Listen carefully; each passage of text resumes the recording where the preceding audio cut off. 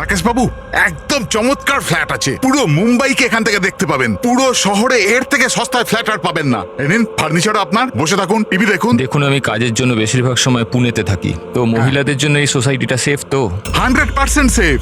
CCTV camera আছে, 24 ঘন্টা security guard আছে, আর কোনো সমস্যা হলে আমিও তো আছি না। হ্যালো। হ্যালো দেবজানি, শোনো, আমি এখানে পার্লাতে এসেছি। এখানে একটা সুন্দর ফ্ল্যাট দেখেছি, তোমার পছন্দ হবে। Thank you so much Rakesh, finally আমি নরক থেকে মুক্তি পাবো। আচ্ছা শোনো না, আমিও ফ্ল্যাটটা দেখবো একটু। হ্যাঁ, অফকোর্স দেখবে। একটা কাজ করো, এক্ষুনি চলে এসো, ঠিক আছে? আচ্ছা শোনো, আলমারির মধ্যে আমি একটা ফাইল রেখেছি, ওখানে ডকুমেন্টস আছে এগ্রিমেন্টের জন্য, ওটাও নিয়ে আসবে। যদি ফ্ল্যাট পছন্দ হয় তো আজই এগ্রিমেন্ট করে নেবো। ওকে, এক মিনিট। রাকেশ, কোথায় রেখেছো ফাইল? আমি পাচ্ছি না তো। আরে ভাই, আমি তোমার জন্য একটা গোটা ফ্ল্যাট খুঁজে ফেললাম আর তুমি একটা ফাইল পাচ্ছ না? দেখতে পাচ্ছি না তো। না, কোথায় দেখছো দেবজানি? ডান দিকের আলমারির সেকেন্ড ড্রয়ারটার মধ্যে দেখো। পেয়ে গেছি। ওকে ওকে, ওই যে এগ্রিমেন্টের ফাইল, ওটা তো? পেয়েছো? চলো ঠিক আছে, ব্যাস আমি এখনই নিয়ে বেরোচ্ছি। ঠিক আছে, নিয়ে এসো। হ্যালো দেবজানি,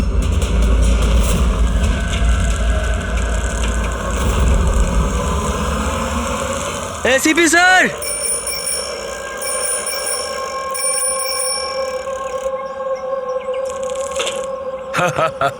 আরে জিমি, কেমন আছো বাবা? Morning sir. Good morning Jimmy. আজ হঠাৎ কি মনে করে? কেমন আছো? স্যার খুব ভালো আছি স্যার, একদম আপনার মতো। আমার মতন? স্যার যদি আপনার মতো থাকি তাহলেই তো বড় হয়ে আপনার মতো সিআইডি অফিসার হতে পারবো। আরে বাহ, আমার মতন অফিসার হবে? সিআইডি তে এসিপি হবে? সেটার জন্য অনেক পড়াশোনা দরকার, এক্সামের প্রিপারেশনটা খুব ভালো দরকার, তাই না? কেমন চলছে তোমার প্রস্তুতি? একদম দারুণ স্যার, আর এক্সামে তো স্যার খুব ইজি ইজি কোয়েশ্চেন আসে। ভেরি গুড, বসো বসো। স্যার এটা আমার স্ক্র্যাপ বুক স্যার, আমি এটার মধ্যে ক্রাইম হিস্ট্রি সলভ করেছি স্যার। মাই স্ক্র্যাপ বুক? এখানে ক্রাইম হিস্ট্রি আছে? হ্যাঁ স্যার, আপনি এটা দেখে আমাকে গাইড করুন না স্যার। স্যার আমি এখানে ইনফরমেশন অনেক আলাদা আলাদা জায়গা থেকে কালেক্ট করেছি আর সব সেভ করে রেখেছি স্যার, সব স্ট্যাম্প করে রেখেছি যাতে আমি সবকিছু একসাথে এক জায়গায় দেখতে পারি। আর স্যার এই যে এই পেজটা না, এখানে লেখা আছে যে কখন হয়েছে, কিভাবে হয়েছে, কোথায় হয়েছে। আর স্যার এর যে নেক্সট পেজটা না, ওটার মধ্যে একদম ফাইনাল ডিটেলস আছে। আচ্ছা, কিন্তু স্যার কিছু জিনিস মিসিং আছে যাতে আমি বুঝতে পারছি না কি করে হয়েছে। তো এই ক্রাইম এই বিল্ডিং এর আন্ডার কনস্ট্রাকশন হয়েছে?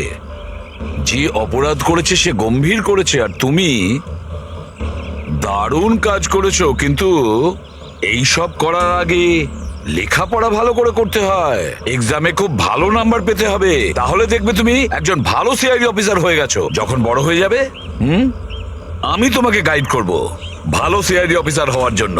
Thank you sir. এবারে এই মিস্ট্রিটা আমরা কবে সলভ করব জানো? তোমার এক্সাম শেষ হওয়ার পরে আমরা দুজনে মিলে সলভ করব। না, ঠিক আছে স্যার, হ্যাঁ। Bye sir. বাই।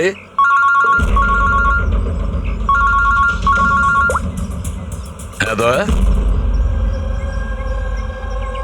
কোথায়? আচ্ছা ঠিক আছে, আমি এখনই পৌঁছচ্ছি ওখানে। হ্যাঁ, আর রিপোর্ট নিয়ে বিউরোতে এসো। হ্যাঁ।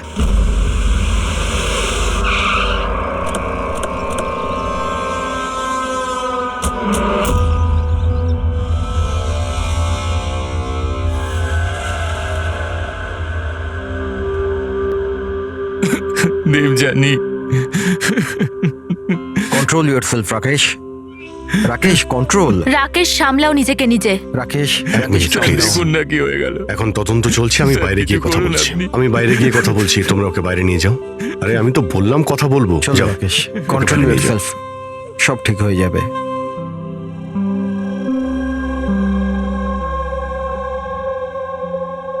রাকেশ বলল হামলার সময় ও বাড়িতে একাই ছিল। প্রচুর রক্ত বেরিয়েছে। এর গলায় যে 3টে দাগ আছে ওটা দেখে মনে হচ্ছে যে ধারালো অস্ত্র দিয়ে আঘাত করেছে একে। কিন্তু স্যার আঘাতটা তো ছুরির মনে হচ্ছে না। দাগটা অন্য কিছুর, গলার শিরা কেটে যাওয়ার কারণে এতটা রক্ত বেরিয়েছে। কিন্তু এই দাগগুলো দেখে মনে হচ্ছে যে কেউ আঘাত খুব কাছ থেকে করেছে। যদি কেউ ছুরি মেরেই থাকে তো খুনির পায়ের ছাপ নেই কেন? চারদিকে এত রক্ত ছড়িয়ে রয়েছে আর খুনি পায়ের ছাপ না রেখেই এখান থেকে গেল কি করে? হ্যাঁ, এটা তো চিন্তা করার বিষয় যে ও গেল কি করে। এই রাকেশ বলছিল যে যখন দিব্যানীর খুন হলো তখন ও এর সঙ্গে ফোনে কথা বলছিল আর ও একটা ফাইল খুঁজছিল, আর হঠাৎ চিৎকারের আওয়াজ এলো আর ও মারা গেল। আমি একটা জিনিস বুঝতে পারছি না যে এত বড় ঘরে ওই খুনি এলো কি করে, যেটা দিব্যানী দেখতে পেল না।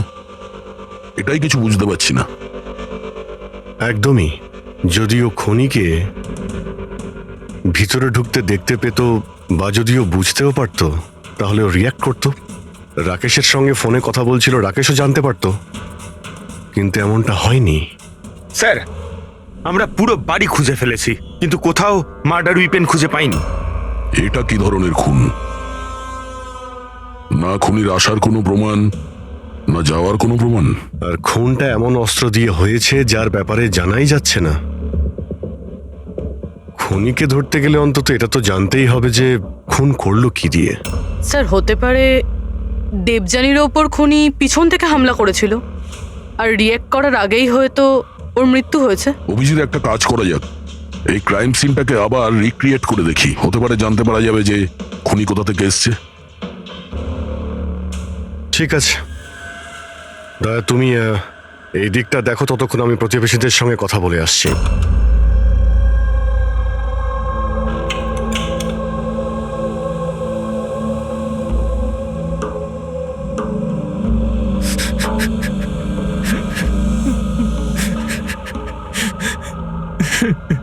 স্যার, যেই আমার বউকে খুন করে থাকুক ওকে ছাড়বেন না। নিজেকে সামলাও, খুনি অবশ্যই ধরা পড়বে। এই সামনের ফ্ল্যাটটা কার? স্যার এটা আমার ফ্ল্যাট। আপনি স্যার আমি অভিষেক আর এটা আমার ওয়াইফ প্রিয়া। Hi sir. আমরা এখানেই এই ফ্ল্যাটের সামনেই থাকি। 9:30টার সময় যখন এই খুন হয় তখন আপনারা কোথায় ছিলেন? স্যার আমরা এই করিডোরেই ছিলাম। আমরা ব্যাস ঘরের দিকে যাচ্ছিলাম আর জোরে চিৎকার শুনলাম। হ্যাঁ স্যার, খুব জোরে। তখন আমরা এখানেই দাঁড়িয়ে গেলাম। এখানেই ছিলেন আপনি, করিডোরে? হ্যাঁ স্যার। তখন ওই সময় কি কাউকে যেতে বা আসতে দেখেছিলেন? না না, স্যার। স্যার, আমরা তো কাউকেই দেখিনি। নো।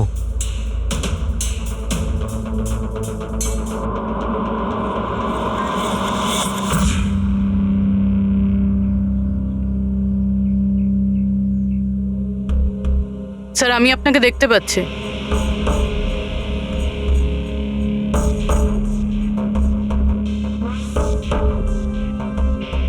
আমি আপনাকেও দেখতে পাচ্ছি।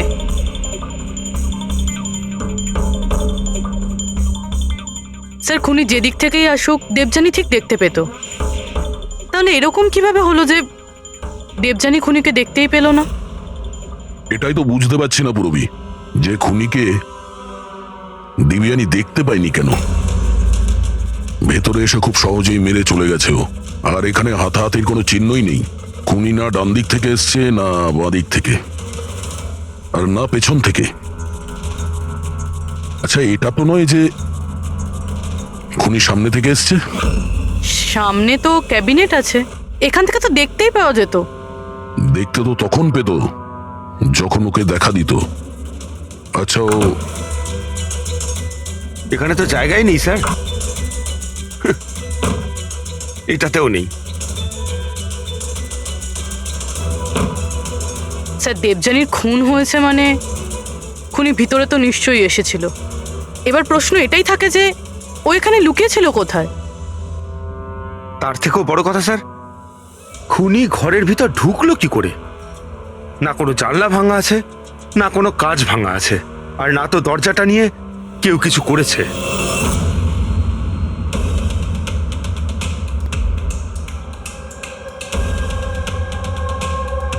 স্যার, ওই সময় আমি ডিউটিতেই ছিলাম। এ কখন হলো আমি জানি না স্যার। তোমার কাউকে সন্দেহ হয়? একদম নয় স্যার। স্যার ওর সাথে তো একদিন না একদিন এটা ঘটতোই। কেন? এটা কেন বলছেন আপনি? নম্বরের ক্যারেক্টারলেস মহিলা ছিল ওর ঘরে। জানি না কত লোকের আসা যাওয়া লেগেই থাকতো। রাকেশ, এই ফ্ল্যাটের চাবি কার কার কাছে থাকে? স্যার একটা চাবি তো ঈশান বাবুর কাছে থাকে, উনি সোসাইটির চেয়ারম্যান। আর একটা চাবি সিমরানের কাছে আছে, যে দেবযানীর ছোটবেলার বন্ধু, আর ওই আমাদের ফ্ল্যাটটাকে রেনোভেট করেছিল। না বলে একমাত্র ওই আছে যে বাড়ির ভেতর ঢুকতে পারে। একটু সিমরানকে ডাকো। আমি এই সোসাইটির চেয়ারম্যান ঈশান, আর ইনি আমার স্ত্রী ভূমি। স্যার, এই মহিলার জন্য পুরো সোসাইটি বিরক্ত ছিল। স্যার ব্যভিচারের সমস্ত সীমা পার করে দিয়েছিল। স্যার না জানে ওর কতগুলো প্রেমিক ছিল। আমার তো মনে হয় স্যার নিশ্চয়ই কোনো না কোনো প্রেমিকই ওর হত্যা করেছে। এক মিনিট। আমরা শুনেছি যে উনি খুবই সাধারণ হাউস ওয়াইফ ছিলেন। স্যার ও বিবাহিত ছিল, কিন্তু নিজের স্বামী রাকেশের সাথেও থাকতো না। এক্সকিউজ মি, আপনি প্লিজ আমার গাড়িটা পার্ক করে দেবেন? Yeah sure. Yeah.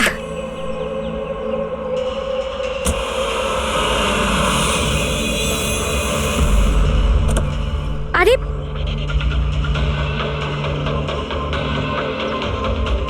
Thank you. What's your name? Abhinav. কোথায় থাকেন আপনি? ব্যাস এই বিল্ডিংয়েই। Thank you so much.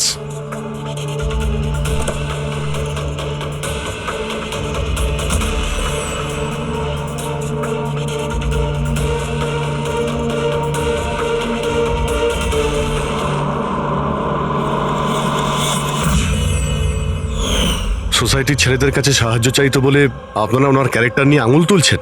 হ্যাঁ, যদি এরকম ব্যাপার না হতো তাহলে আমরা কেন আঙুল তুলবো? স্যার দেবযানীর সঙ্গে বাজে শ্রেণীর লোকেরা দেখা করতে আসতো, আর যখন এই কথাগুলো জানাজানি হতো তখন ও কথাটা এড়িয়ে যেত আর উল্টে লোকজনের বিরুদ্ধে হ্যারাস করার অভিযোগ আনতো। স্যার সিমরান। সিমরান, এই ঘরের একটা চাবি তোমার কাছে থাকে? হ্যাঁ স্যার। স্যার শুধু চাবিটা আমার কাছে বলে আপনি আমার সন্দেহ করছেন? দেবযানী আমার ছোটবেলার বন্ধু, আমি ওর খুন করিনি।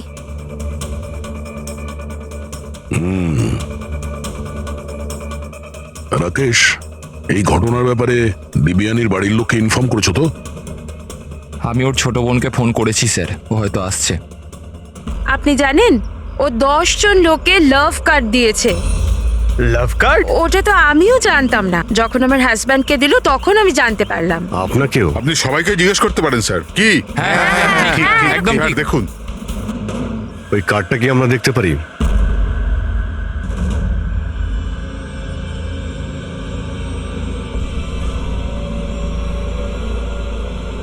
স্যার আমি এসব ব্যাপারে কিছুই জানি না। আমি আমার কাজের জন্য পুনেতেই থাকি, আর মাসে হয়তো 3-4 বারই বাড়িতে আসতে পারি।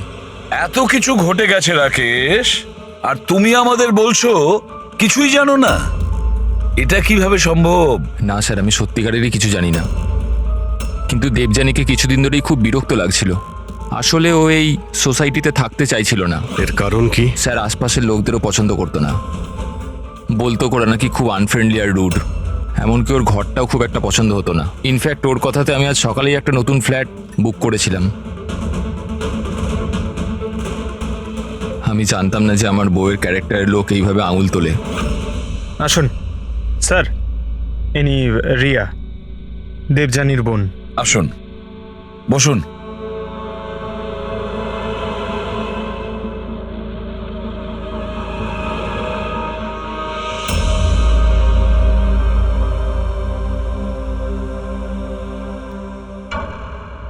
স্যার আমি আপনাকে একটা কথা বলতে চাই। যেভাবে সবাই খারাপ কথা বলছেন আমার দিদির ব্যাপারে, ওরম ছিল না স্যার। আমি জানি এটা কে করেছে। কে করেছে এটা?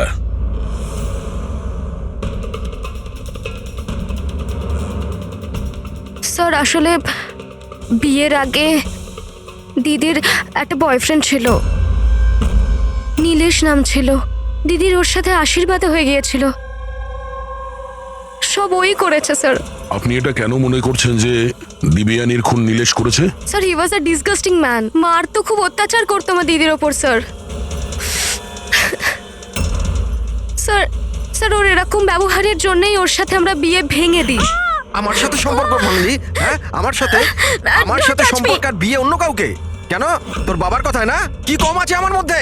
কাউকে বিয়ের কথা কখনো ভাবলে না? আমি তোকে আমার কথা শোনো, বিশ্বাস করো। How dare you! তোমার সাহস কি করে হয় আমার দিদির উপর হাত তোলার? হ্যাঁ, আমার দিদি তোমার সাথে বিয়ে করবে না, এইটুকু কথা তোমার মাথায় ঢোকে না? না, হ্যাঁ? তোকে মেরে ফেলবো, আমি প্রাণে মেরে ফেলবো, বুঝলি? আমাকে ছাড়া কখনো কাউকে বিয়ে করার কথা ভাবিস তো? কিছুদিন বাদে ও দিদিদের পাশের একটা বিল্ডিং এ শিফট হয়েছিল স্যার। ওই দিনটার পরে দিদির ফোনের হুমকির কল মেসেজ দিদির কাছে রোজ আসতো স্যার। এমনকি কিছু লোক দিদির বাড়িতে রোজ আসতো স্যার। স্যার আমি বলছি স্যার, এই সব নীলেশের কাজ স্যার। আর ওই সোসাইটির চেয়ারম্যান ঈশান স্যার, ও আমার দিদিকে বদনাম করার একটাও সুযোগ ছাড়েনি। ও এটা কেন করতে যাবে? ও ও ও এই জন্য, কারণ ওর নজর দিদির ওপর ভালো ছিল না স্যার। ওকে একা পেয়ে ওর সুযোগ নিতে চেয়েছিল স্যার। আর যখন এটা করতে পারলো না স্যার, তখন ওর দিদির বদনাম করতে শুরু করে দিল। নীলেশ আর ঈশান, নীলেশ ওর বিয়ে ভেঙে যাওয়ায় প্রতিশোধ নিতে চায়, আর ঈশানের মেয়েলিগোতে আঘাত লেগেছে, সেই কারণেও দিবিয়ানিকে বদনাম করার চেষ্টা করছে। রাকেশ, ঈশান আর নীলেশের ব্যাপারে তুমি কিছু জানো? আমাকে কেউ কখনো কিছু বলেনি, কিন্তু একটা রবিবার আমি বাড়িতেই ছিলাম, আর রাত্রির প্রায় তখন 11টা, বাড়ির বেলটা বাজলো। যখন আমি দরজা খুললাম তো সামনে একটা লোক দাঁড়িয়েছিল, আমাকে দেখতেই পালিয়ে গেল ওখান থেকে। আমি ওকে আটকানোর চেষ্টা করেছিলাম, কিন্তু ততক্ষণও চলে গেছে। ঠিক আছে, তোমরা এখন যেতে পারো। যদি আমাদের দরকার পড়ে তোমাদের ডেকে নেব।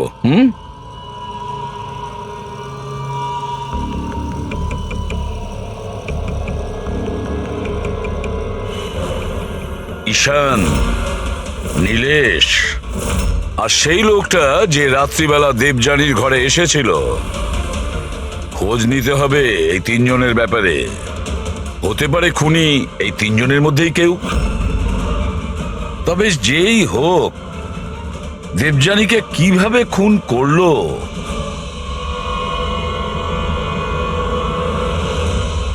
বস, দেবযানীর ওপর খুব ছুঁচলো ধারালো জিনিস দিয়ে আঘাত করা হয়েছে।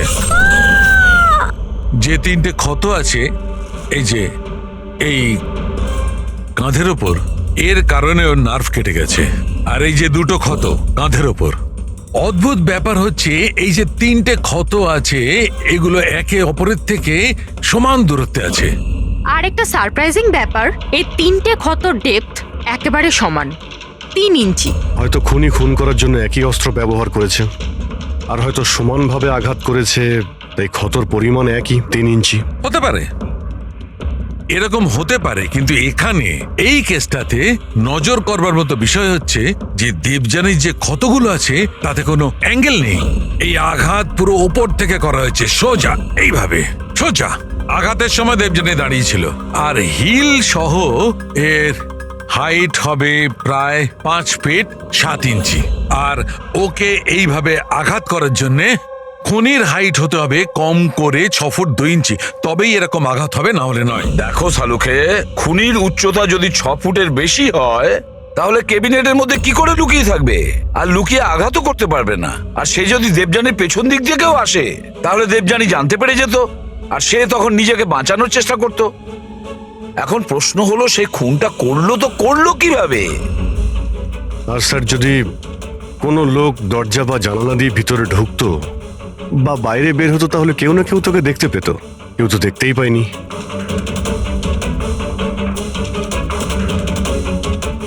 এই খুনি দেবযানীর কাছে পৌঁছলো কিভাবে? আর তাছাড়া দেবযানী টেরও পেল না। আর তারপরে এমন কোন অস্ত্র ব্যবহার করেছে ওই খুনি যে এইভাবে আঘাত করতে পারে? কি দিয়ে মেরেছে? জানি না কেন আমার মনে হচ্ছে যে এমন কিছু আছে যেটা আমরা দেখতে পাচ্ছি না। ওখানে ওই খুনি কোথা থেকে এসছে আমরা জানি না। ক্রাইম সিনে মার্ডার ওয়েপন পাইনি। এমন মনে হচ্ছে যে ওই যে ক্যাবিনেট আছে স্যার, ওর মধ্যেই দিবিয়ানির মৃত্যুর রহস্য লুকিয়ে আছে স্যার। আবার গিয়ে একবার দেখা যাক স্যার, কোনো প্রমাণ পাই কিনা। ঠিক বলেছো দয়া। ফেডরিক, একটা কাজ করো, তুমি ওই সোসাইটিতে গিয়ে ওই সোসাইটিতে যে কয়জন লোক আছে যারা 6 ফুটের থেকে লম্বা, তাদের সবার লিস্ট নিয়েছো। আর তাছাড়া এটাও খবর নাও যে দেবযানীর বাড়িতে রাত্রি 11টার সময় কে এসেছিল যে রাকেশকে দেখে পালিয়ে গেছে। দেবযানীর পুরো ফোন রেকর্ড চেক করো, ল্যান্ডলাইনের রেকর্ডও আর মোবাইল ফোনের রেকর্ডও। আর আমরা এই ঈশান আর নীলেশের সঙ্গে কথা বলি।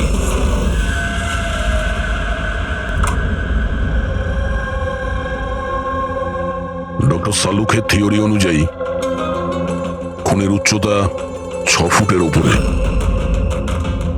স্যার তাহলে তো ঢুকবে কিভাবে? এটাই তো ভাবছি।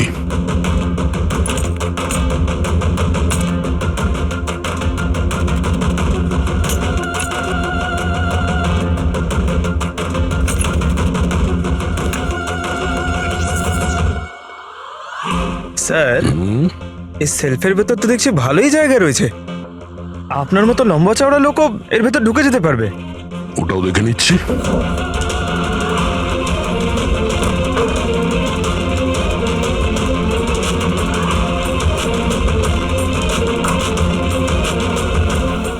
যদি এই সেলফগুলো বার করে আমার মতো লোক ওইখানে ধরে যায়, হতে পারে খুনিও এখানে ছিল। স্যার তাহলেও তো এই প্রশ্নটাই থেকে যাচ্ছে যে দেবযানী খুনিকে দেখে ফেলতো আর চেঁচাতো। কি দেখছেন স্যার? ক্যাবিনেটের মধ্যে কোনো মেকানিজম নেই তো, যার জন্য দিবিয়ানির খুন হয়েছে, কিন্তু এরকম কিছু দেখতে পাচ্ছি না তো। স্যার খুনি কোনো প্রমাণ ছাড়েনি। মার্ডার ওয়েপনও খুঁজে পাচ্ছি না। দিবিয়ানির খুন কি করে হলো এটাও বুঝতে পারছি না। দিবিয়ানির খুন হলো কি করে? একটা কাজ করো, এই ক্যাবিনেটের মধ্যে যতগুলো আঙুলের ছাপ আছে সব নিয়ে নাও। হতে পারে দেবযানী তার খুনিকে দেখেছিল, কিন্তু সে বেঁচে নেই যে আমাদেরকে বলবে। কে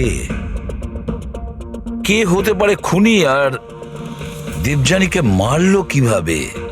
কিভাবে মারতে পারে? খুনি খুবই চালাক স্যার। হ্যাঁ, চালাক তো বটেই, কিন্তু কতদিন লুকিয়ে থাকবে? কতদিন? স্যার এই 4টে লোক আছে সোসাইটিতে যাদের উচ্চতা 6 ফুট বা তার বেশি। অভিষেক, ঈশান, ওয়াচম্যান, ভূমি। স্যার এ হাই হিল পরে, হিল পরার পরের উচ্চতা 6 ফুট হয়ে যায়। কিন্তু অভিজিৎ, এই 4 জনের মধ্যে কে হতে পারে যে দেবযানীকে খুন করেছে?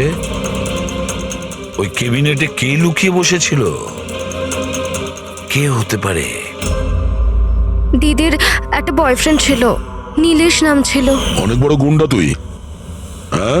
গত সপ্তাহে নিজের প্রতিবেশীকে এমন মেরেছিস যে মরতে মরতে বেঁচে গেছো, আর দিবিয়ানিকে তো মেরেই দিয়েছিস। সত্যি সত্যি যদি মেরে ফেলতাম, কিন্তু আফসোস ও তো নিজেই মরে গেল। হ্যাঁ মানছি ওর সাথে আমার ঝগড়া হতো, কিন্তু এর জন্য কেউ বিয়ে ভাঙে নাকি? স্যার এই জন্যই আমি বদলা নিতে চেয়েছিলাম। প্রচুর তেল তোর শরীরে না? হ্যাঁ, 2 মিনিট, মাত্র 2 মিনিটই তোর সমস্ত তেল বার করে দেবো, বুঝেছিস? তারপর স্বপ্নেও কাউকে মারার কথা ভাববি না তুই।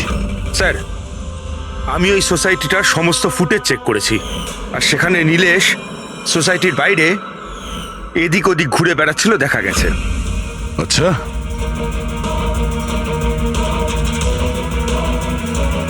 কি করতে যেতিস ওখানে?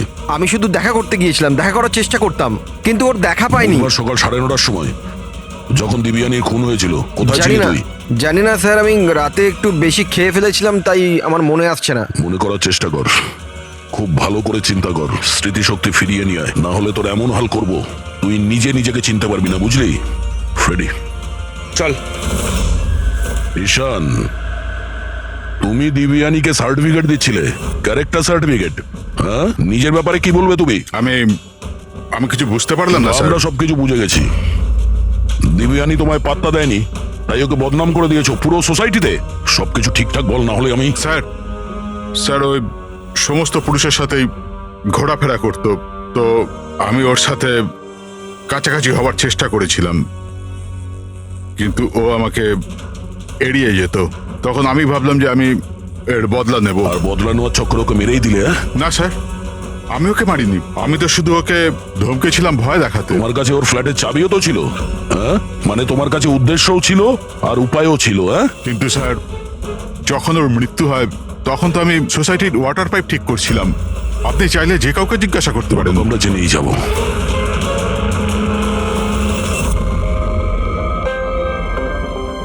স্যার, হ্যাঁ, এই ঈশান আর নীলেশ এদের দুজনের মধ্যে কেউ একজন খুনি হতে পারে স্যার। দুজনের কাছে কারণ ছিল খুন করার, কিন্তু কোনো পোক্ত প্রমাণ হাতে পাইনি। আরো কিছুটা এনকোয়ারি করতে হবে। সে যেই হোক নিজেকে খুব চালাক মনে করে সে।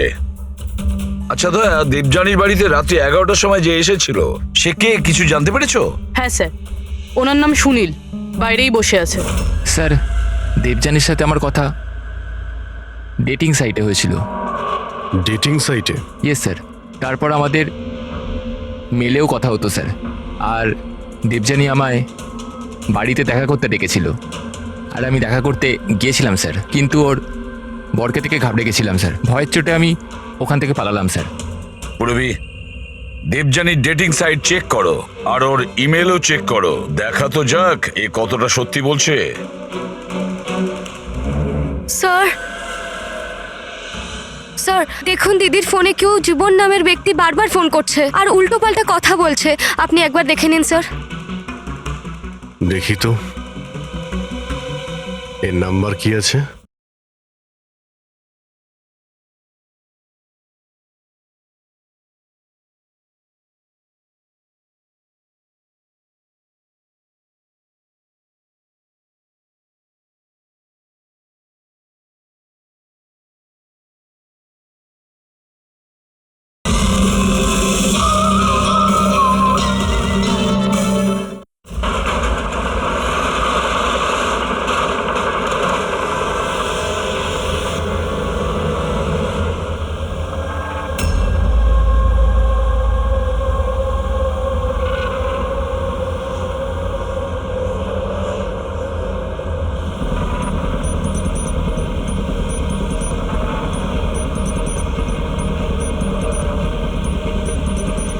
আরে ঠিক করে কাজ কর না। আরে বললাম না এত তাড়াতাড়ি কাজ হবে না। তোমরা কি বিল্ডারের লোক হও আর যেই হও, বললাম তো এত তাড়াতাড়ি কাজ হবে না। সময় তো তোর শেষ হয়ে এসেছে, বুঝলি? আগে এটা বল, দিবিয়ানিকে কিভাবে জানিস তুই? দেবযানী? হ্যাঁ, কে দেবযানী? একদিন অন্তত 10 বার ফোন করতেই স্যার বলছিস এখন কে দিবিয়ানি? স্যার কারা আপনারা? আমরা তারাই যাকে দেখে অপরাধী কাঁপে, সিআইডি। স্যার আমি কিচ্ছু করিনি, আমি সত্যি বলছি আমি কিচ্ছু করিনি। কিচ্ছু করিসনি? দিবিয়ানির খুন করেছিস আর বলছিস কিছু করিসনি? আমি দিবি গেলছি স্যার, আমি খুন করিনি, বিশ্বাস করুন স্যার। খুন না করলে 10 বার করে ফোন করতিস কেন? স্যার অ্যাকচুয়ালি আমি দেবজানুর নাম আর নাম্বার পেয়েছিলাম, সেই জন্য মাঝে মধ্যে ভেবেছিলাম বিরক্ত করবো, আর কিচ্ছু নয় স্যার, বিশ্বাস করুন, আর কিচ্ছু নয়। কে দিয়েছে তোকে এই নম্বর? আমি সত্যম কমপ্লেক্সে কিছু কাজের জন্য গিয়েছিলাম, তো বাথরুমের দেওয়ালে ওর নাম আর ফোন নাম্বার লেখা ছিল স্যার। তো আমি ওকে ফোন করি, কিন্তু আমাকে বকতে থাকে। আমি বুঝতে পারি ও খুব ভদ্র একজন মেয়ে। স্যার আমি ওর খুন করিনি, দিব্যি গেলছি স্যার, বিশ্বাস করুন আমি খুন করিনি ওর। পঙ্কজ, একটু চেক করো তো সত্যম কমপ্লেক্স।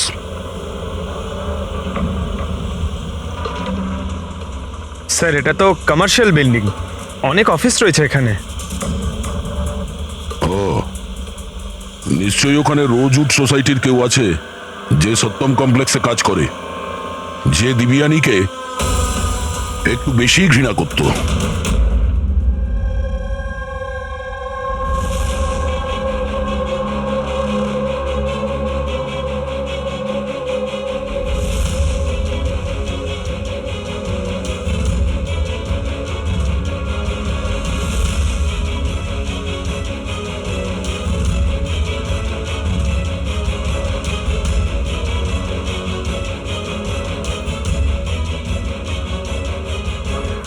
জিম্মি, আরে জিম্মি বাবা, এইসব কি করছো তুমি? সামনে তোমার পরীক্ষা আছে। দেবযানীর মার্ডার মিস্ট্রি সলভ করছি মা। কি? আগে ম্যাথের কোয়েশ্চেন পেপার তো সলভ করো। আমি কিছু বলছি তোমার। মা, প্রথম পেপারটা ফিজিক্সের, আর এই মার্ডারটা কিছুটা ফিজিক্সের লজিক কাজ করেই হয়েছে। তোমার এই লজিক না, এতে আমি বিরক্ত হয়ে গেছি। এখন এই লজিক গিয়ে তুমি এসিপি স্যারকে বোঝাবে, আর তারপর উনি আমায় ফোন করে তোমার নামে নালিশ করবেন। মা, যখন এসিপি স্যার আমার কমপ্লেন করবে না, তখন ওনার সামনেও এমনি একটু বকে দিও। হ্যাঁ, সিআইডি অফিসার হওয়ার কথা বলছো আর নিজের মাকে মিথ্যে বলার ট্রেনিং দিচ্ছ, তাই না? এখন আমি গিয়ে এসিপি স্যারকে এটা নালিশ করবো, দাঁড়া। মামা, আমি জানি তুমি স্যারের কাছে নালিশ করবে না। আচ্ছা, কারণ তুমি তো ওয়ার্ল্ডের বেস্ট মম, তাই না মা? না না, আরে ছাড়, আরে জিবি, আরে তুমি ছাড়। বলবে না মা? আরে না না না, তুমি বলবে না? তুমি আর মা আমি গিয়ে এখনই বলছি, এখনই দাঁড়িয়ে তুমি যা। বলবে না?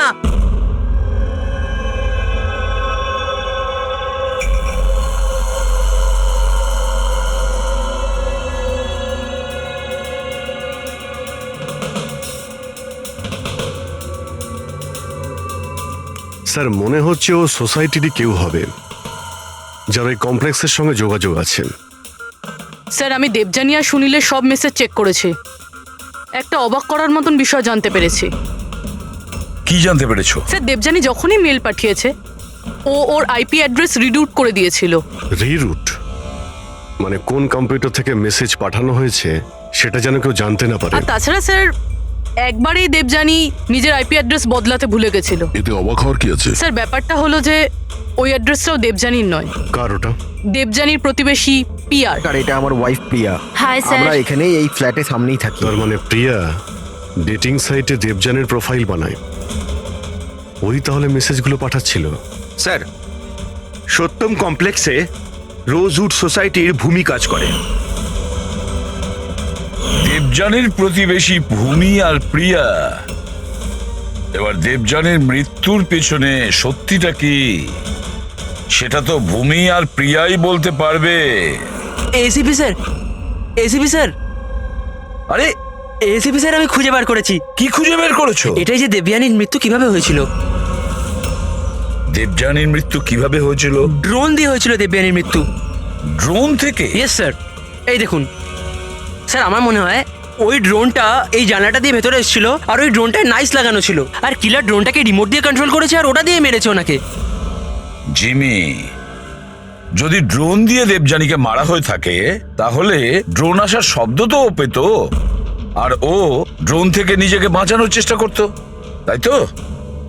হ্যাঁ স্যার, এটা তো আমি ভাবিনি। হ্যাঁ, কিন্তু স্যার এরকম হতে পারে যে ও স্পাইডারম্যানের মতন ওপরে আটকে বসেছিল, তাই উনি ওকে দেখতে পাননি আর যখন উনি এলেন তখন ও মেরে দিল। জিমি, তুমি পড়াশোনা কম আর সিনেমা বেশি করে দেখছো। তুমি নিশ্চয়ই স্কুলে পড়েছো যে যে জিনিসই ওপরে যায় সেটা নিচে আসেই, আসতেই হয়। কেন বলো? গ্র্যাভিটির কারণে, মাধ্যাকর্ষণ শক্তির জন্য। যাও, মন দিয়ে পড়া করো, পরীক্ষার জন্য রেডি হও। হ্যাঁ, আমরা এখন কাজে বেরোচ্ছি। বা ভাই, বাই। আমি আমি ফিরে আসবো, ফিরে আসবো।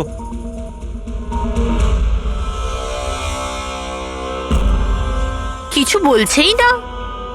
সব বলবো, সব বলবো। আসুন আসুন।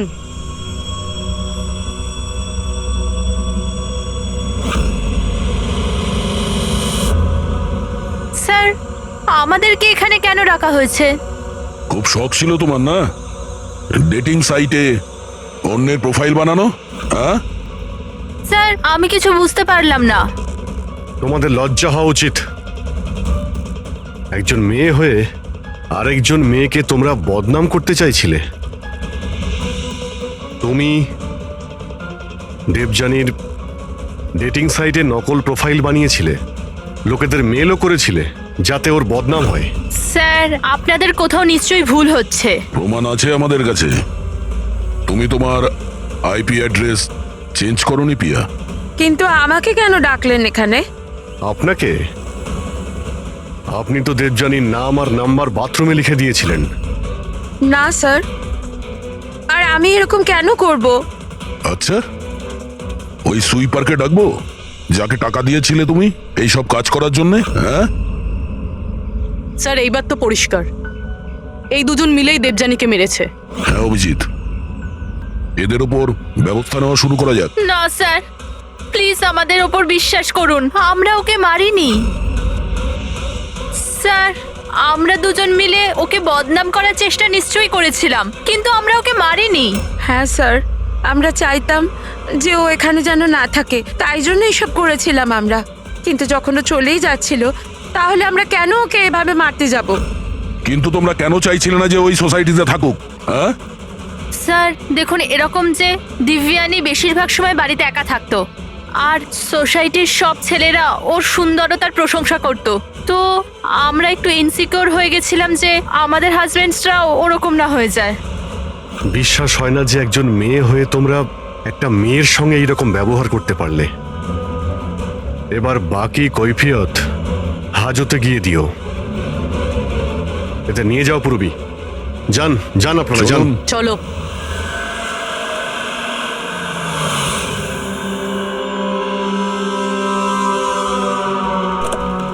হ্যাঁ স্যার, জানতে পারলেন কিছু? আমি ওই কাবারটা খুব ভালো করে চেক করেছি, কিন্তু ওখানে দেবযানী আর রাকেশের আঙুলের ছাপ ছাড়া আর কারোর আঙুলের ছাপ পাইনি। আর ওই আঙুলের ছাপগুলো শুধু নবের ওপর ছিল, দরজার নবের ওপর, আর কোথাও নয়। মানে ক্যাবিনেটের মধ্যে কেউ বসেছিল না? না, এরকম তো কোনো প্রমাণ পেলাম না। এই কেসটা তো সমাধানের বদলে সমস্যায় ফেলছে আমাদের। খুনি যদি ক্যাবিনেটে না থাকে তাহলে কোথায় ছিল? আর খুনি এই খুনটা করলো কিভাবে?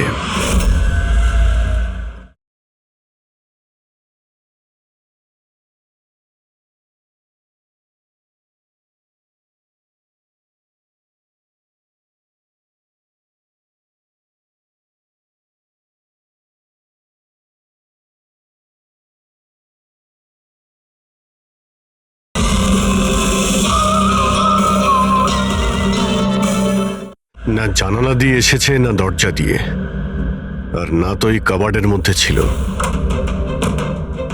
তাহলে খুনি এলো কিভাবে? আর যদি খুনি না আসে তাহলে খুনটা হলো কিভাবে? খুন হলো কি করে? দেখো, আমি তোমাদের বলেছিলাম না দেবযানীর কাঁধের ওপর যে 3টে ক্ষত ছিল, ওগুলো একদম 90 ডিগ্রি অ্যাঙ্গেলে ছিল। মানে যখন আঘাত করা হয়েছে উঁচু থেকে করা হয়েছে, ওপর থেকে।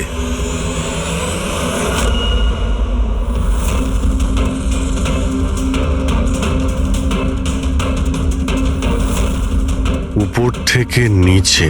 ফ্রেডরিক, তুমি এই লাইটগুলো অন করো তো। আরে 3টে বাল্ব তো জ্বলছেই না, ফিউজ হয়ে গেল নাকি এগুলো? ফিউজ তো উঠতে পারে না, ঝাড়গুলো নতুন, এর মধ্যেই লাগানো হয়েছে। দেবযানীর কাঁধের উপরে 3টে ক্ষত ছিল, আর এটা 3টে বাল্ব অফ। ফ্রেডরিক, তুমি এগুলো নিচে নামাও তো। বোধহয় দেবযানীর মৃত্যুর রহস্য এর মধ্যেই রয়েছে।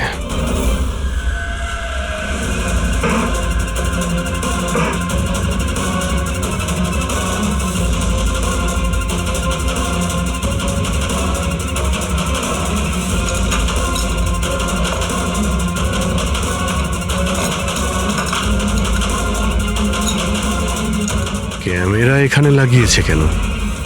এই হচ্ছে ওই হাতিয়ার যা দিয়ে খুন হয়েছে, রক্ত লেগে আছে এতে। আর এই দ্বিতীয়টা, আর এটা এই তারের সঙ্গে যুক্ত করে রেখেছে, আর এর সাহায্যেই এটা তীরের গতিতে নিচে নামে, দেবযানীকে মার্ডার করে, আর উপরে গিয়ে বাল্বের সঙ্গে ফিট হয়ে যায়। স্যার, এটাতে সেন্সারও আছে। মনে হচ্ছে যে ওয়াইফাই দিয়ে, কোনো রিমোট দিয়ে বা অ্যাপের মাধ্যমে চালানো হচ্ছে। কেউ তো এই ক্যামেরা দিয়ে দিবিয়ানির উপর নজর রাখছিল, ওর প্রত্যেকটা চালচলনের উপর। আর যেই দিবিয়ানি এই রুমে এসছে এই ঝাড়ের নিচে, ওর অ্যাপের সাহায্যে এই হাতিয়ারকে নিচে ছেড়ে দিয়েছে, আর সেটা সোজা দিবিয়ানির গায়ে লাগে, ও মারা যায়। আর সেই জন্যেই খুনিকে আমরা না যেতে দেখেছি না আসতে। আর দেখবই বা কি করে? খুনি তো এখানে ছিলই না। ভালো টেকনিক ব্যবহার করেছে খুনি। কিন্তু এরকম করতেটা কে পারে?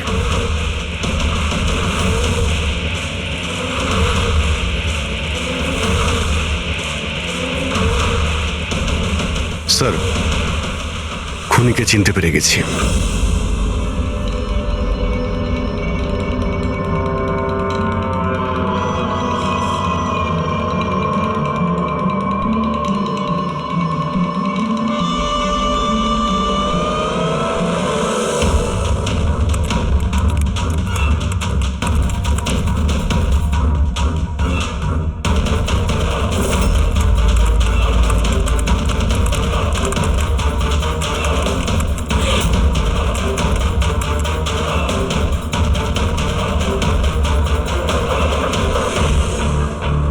ল্যাপটপ কি করে অন হলো? Suicide note?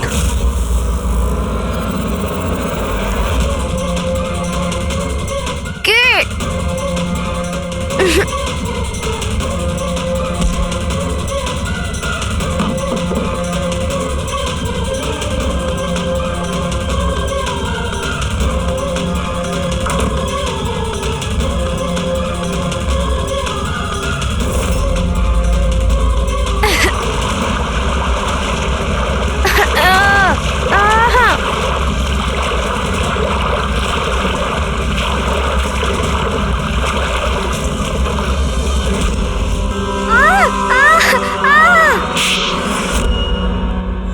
স্যার ম্যাডামের ফ্ল্যাট পছন্দ হয়েছে তো?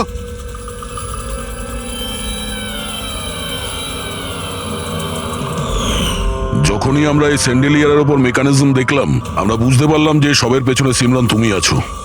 কারণ তুমি দিব্যানীর ঘরের রিনোভেশন করেছিলে কয়েকদিন আগে। আমি যা কিছু করেছি সব রাকেশের কথাই করেছি, কিন্তু ও এতটাই খারাপ মানুষ যে ও আমাকেও মারার চেষ্টা করেছে যাতে ওর রাস্তা পরিষ্কার হয়ে যায়। কিন্তু তুমি এটা কেন করলে? দেবযানী আমার বন্ধু ছিল ঠিকই, কিন্তু আমি ওকে ছোটবেলা থেকেই অপছন্দ করতাম। কারণ ওর ভালো মানুষের জন্য সবাই ওকে আমার থেকে বেশি অ্যাপ্রিসিয়েট করতো। আমার খুব হিংসে হতো। আর এই রাকেশ আমায় উৎসাহ দিল আর ওকে মারার প্ল্যান বানালো, যেটাতে আমি ছিলাম না। কিন্তু হ্যাঁ, ওর সঙ্গ নিশ্চয়ই দিয়েছি। ডান দিকের আলমারির সেকেন্ড ড্রয়ারটার মধ্যে দেখো। তুমি ইচ্ছে করে ওকে ফাইল আনতে বলেছিলে, এইভাবে ও ঝাড়বাতির সামনে আসে আর অ্যাপের মাধ্যমে তুমি ওকে খুন করে দিলে। আর কি করতাম স্যার? ওই মহিলার সাথে সারা জীবন থাকতাম? জানি না কতজনের সাথে। স্যার ওর ক্যারেক্টার ঠিক ছিল না। বিয়ের পরে ওর 10খানা অ্যাফেয়ার ছিল। আমি তো ছাড়তেই চেয়েছিলাম, কিন্তু ফ্যামিলির প্রেশারের জন্য সেটাও করতে পারছিলাম না। এভাবে কি করে ও আমার জীবনটা বরবাদ করে দেবে? মেয়েদের কোনো শাস্তিও হয় না। স্যার আমি ওর থেকে মুক্তি চেয়েছিলাম, সেই জন্য আমি ওর মৃত্যুকেই নিজের রাস্তা বানালাম আর সিমরানের ছোটবেলার হিংসাকেও কাজে লাগালাম। শুধু একটা সন্দেহের কারণে তুমি ওকে মেরে দিলে? স্যার সন্দেহ ছিল না, আমি জানতাম। শুধু 1-2 নয়, পুরো সোসাইটি ওর কাণ্ডকলাপ আলোচনা করত। আর আমি নিজেও যখন আমি বাড়িতে থাকতাম তখন রাতের বেলা জানি না অচেনা ছেলেরা ওর সাথে দেখা করতে আসতো। এরকম মহিলার সাথে কেউ কি করে থাকবে স্যার? এটা তুমি কি করেছো রাকেশ?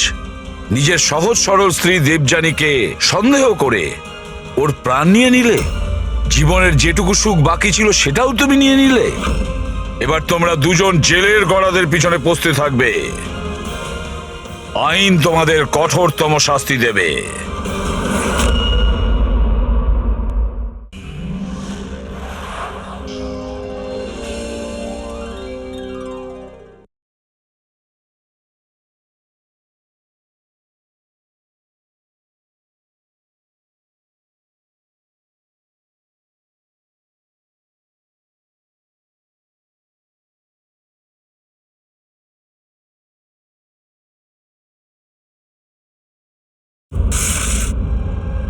রাকেশ বাবু, একদম চমৎকার ফ্ল্যাট আছে। পুরো মুম্বাইকে এখান থেকে দেখতে পাবেন। পুরো শহরে এর থেকে সস্তায় ফ্ল্যাট আর পাবেন না। নিন ফার্নিচার আপনার, বসে থাকুন, টিভি দেখুন। দেখুন আমি কাজের জন্য বেশিরভাগ সময় পুনেতে থাকি, তো মহিলাদের জন্য এই সোসাইটিটা সেফ তো?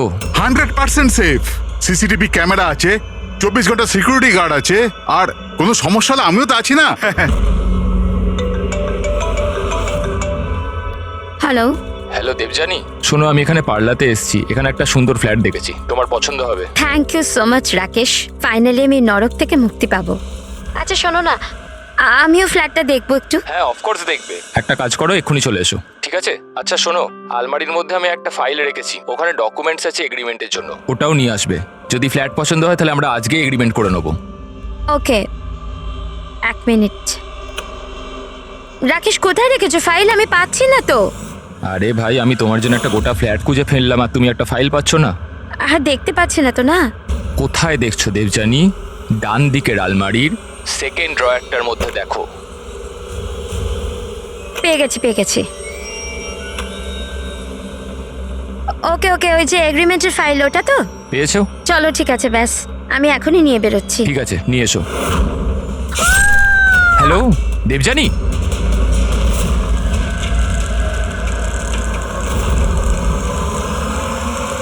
ACP sir.